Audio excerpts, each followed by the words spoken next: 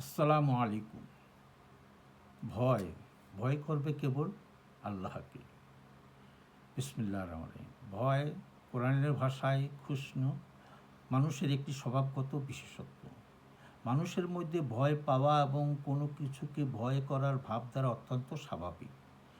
এই খুশি এর মধ্যে রয়েছে কাউকে বা কোনো কিছুকে বড় মনে করে তাকে ভয় পাওয়ার ভাব।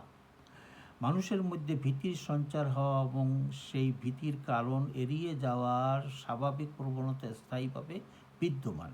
আল্লাহ বান্দাগণের উপর এই হক বা অধিকার রাখেন যে মানুষ কেবলমাত্র আল্লাহকেই বড় মনে করবে এবং এই কারণে ভয় করবে কেবল তাকেই। আল্লাহ ছাড়া অন্য কিছুকে বা কাউকে বড় মনে করা এবং সে কারণে তাকে ভয় করা আল্লাহর হক বিনষ্টকারী অপরাধ। সেজন্যই আল্লাহ তাআলা ইরশাদ করেছেন, ফালা তাখশাউহুম ওয়াখশাউনি ওয়ালিউতিম্মা নি'মাতি আলাইকুম ওয়া লাআল্লাকুম তাহতাদুন। বাকারা 150। অতএব তোমরা লোকদেরকে ভয় করবে না, ভয় করবে কেবল আমাকে, এজন্য যেন আমি তোমাদের প্রতি আমার নেয়ামত দান সম্পূর্ণ করতে পারি, এবং এই আশাও করবে যে করা যায় যে তোমরা হিদায়াত প্রাপ্ত হবে।